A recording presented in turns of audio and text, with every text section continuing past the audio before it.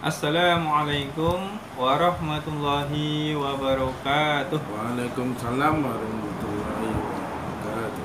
A'udzu billahi minasyaitonir rajim. Bismillahirrahmanirrahim. Alhamdulillahirabbil alamin.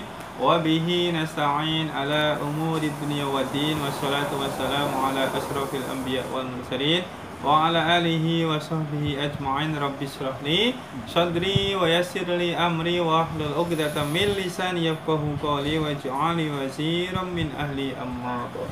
Yang saya muliakan tuan-puan, akak, adik, hadirin semua yang dirahmati Allah, alhamdulillah kita diberi kesempatan lagi, dipilih oleh Allah untuk meneruskan pengajian kita Al-Quran dan Tajwid. Dah pun selesai kita baca, kemudian belajar tentang ilmu hadis Rasulullah Sallallahu Alaihi Wasallam, yaitu tentang kelebihan Al-Quran. Kita pun dah hari-hari baca Quran, dah belajar Al-Quran. Sekarang diterangkan apa untungnya atau apa kelebihan atau keistimewaan Al-Quran yang kita baca ini. Paham? Kelebihan Al-Quran, ayat surat-surat Al-Quran. Kita sambung hadis berikutnya. Bismillahirrahmanirrahim. An Abdillah ibni Mas'udin radhiyallahu anhu qala sami'tu Rasulullah sallallahu alaihi wasallam yaqul man qara'a al-waqi'ah kulla lailatin lam yaftakir. Rawahul Baihaqi. Hadis riwayat Imam Al-Baihaqi. Jadi maksud hadis ini bahwa Sayyidina Abdullah bin Mas'ud radhiyallahu an telah berkata, saya Abdullah bin Mas'ud ini telah mendengar Rasulullah sallallahu alaihi wasallam telah bersabda, sesiapa atau siapa saja yang membaca surah Al-Waqi'ah pada setiap malam, maka dia tidak akan menghadapi kefakiran. Hadis riwayat Imam Baihaqi. Jadi kalau kita termasuk fadilah atau keutamaan surah Al-Waqi'ah, Al-Waqi'ah mungkin akak tahulah. Ayah kalau tak tahu boleh cari dekat Al-Quran. Boleh tunjuk nanti, boleh diamalkan setiap malam. Menurut hadis ini setiap malam. Kalau tak sempat malam pun pagi, petang, boleh bila-bila masa ada. Kalau boleh, amalkan satu hari satu kali ya. Surah Al-Waqi'ah. Siapa yang membaca surah Al-Waqi'ah ini pada malam hari, menurut hadis ini, maka dia tidak akan menghadapi kefakiran atau kemiskinan. Maknanya insya Allah rezeki dia akan dicukupi oleh Allah Subhanahu wa Ta'ala. Oke. Kita dapat hadisnya, amalkan semampu kita ya. Siapa nak sila beramal. Hadis ini ada dalilnya.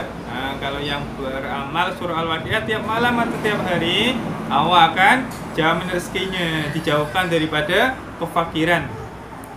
Fakir ini maknanya kekurangan lah. Oke. Oke, terus sambung hadis berikutnya. Ini paham nih hadis satu nih? Paham ya? Baca surah Al-Waqi'ah. An Abi Hurairah radhiyallahu ani Nabi sallallahu alaihi wasallam qala inna suratan minal Qur'ani salasuna ayatan syafa'at lirajulin hatta ghufira lahu wa hiya suratu tabarakalladzi biyadihil mulk. Rawahu At-Tirmidzi wa qala hadza hadis hasan. Hadis ini hadis yang baik, hasan. Makna hadis ini bahwa Sayyidina Abu Hurairah telah meriwayatkan bahwa Nabi SAW telah bersabda, dalam Al-Quran ada satu surah atau satu surat yang mengandungi 30 ayat yang akan terus-menerus memberi syafaat kepada seseorang yang selalu membacanya. Syafaat ini maknanya pertolongan. Jadi surat ini yang ada 30 ayat ini akan memberi pertolongan pada orang yang membacanya, sehinggalah orang itu diampunkan dosa-dosanya. Dia akan memberi pertolongan pada siapa yang membacanya, sehingga dosa-dosa orang tersebut diampunkan dosa-dosanya. Surah itu ya ialah surah Tabarakalladzi atau Al-Mulk yang ada 30 ayat. Jadi ada cerita nih bahwa surah Al-Mulk, satu ketika nih ada orang nak disiksa. Ini orang ini dah matilah. Ini ambil dari kitab-kitab cerita. Orang ini nak akan disiksa oleh malaikat, akan dimasukkan ke dalam api neraka. Lepas tu orang ni banyak dosanya, jarang sekali amal kebaikan. Maaf cakap ni selalu buat maksiat lah, tapi orang Islam. Tapi orang ni rajin baca surah Al-Mulk saja tadi yang 30 ayat tadi Lepas tu surah Al-Mulk ni boleh cakap, dia ni makhluk juga lah. Dia boleh cakap, ya malaikat, kenapa awak nak lamparkan saya ke neraka? Sedangkan orang ini ada saya di dalam hatinya. Dia suka dengan surah Al-Mulk tadi. Lepas tu rajin dia baca. Kalau lebih-lebih kalau dia hafal, dia boleh memberi syafaat, walaupun sampai kelak di akhirat nanti dia akan menolong orang tadi ketika nak dimasukkan ke dalam api neraka pun boleh tolong, boleh cakap dengan malaikat. Lepas tu malaikat pun iya juga ada awak. Macam tu malaikat pun cakap, awak ni tapi orang tu banyak dosa. Walaupun dia banyak dosa, tapi dalam hatinya ada saya. Ada surah Al-Mulk ni. Okey, kalau macam tu kita jumpa Allah. Istilahnya dia jumpa Allah kedua-duanya. Malaikat pun cerita, ya Allah, orangnya ni banyak dosa, saya nak masukkan api neraka, tapi surah Al-Mulk ini dia tak terima. Sebab orang ni sebab surah Al-Mulk ni ada dalam hatinya. Dia orang ni rajin baca Al-Mulk. Atau dalam hatinya ada, maknanya dia mungkin hafal. Lepas tu surah ditanyalah surah Al-Mulk, betul ke? Betul ya Allah.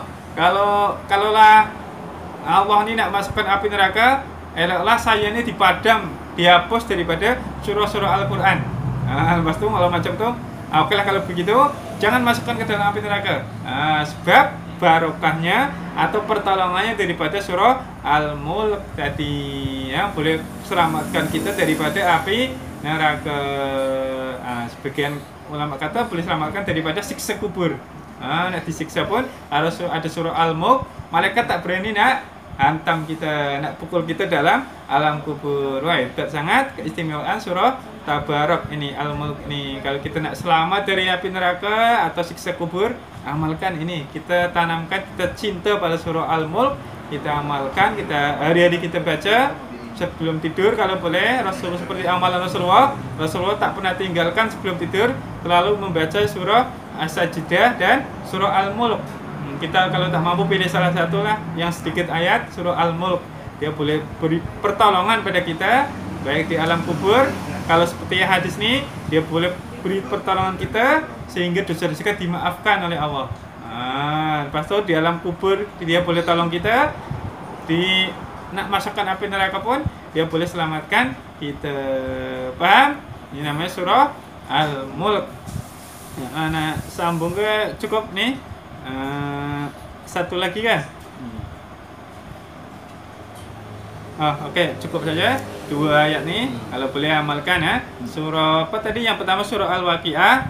Kalau dibaca, diamalkan setiap malam, maka akan dihindarkan oleh Allah daripada kefakiran, kemiskinan, kesusahan lah.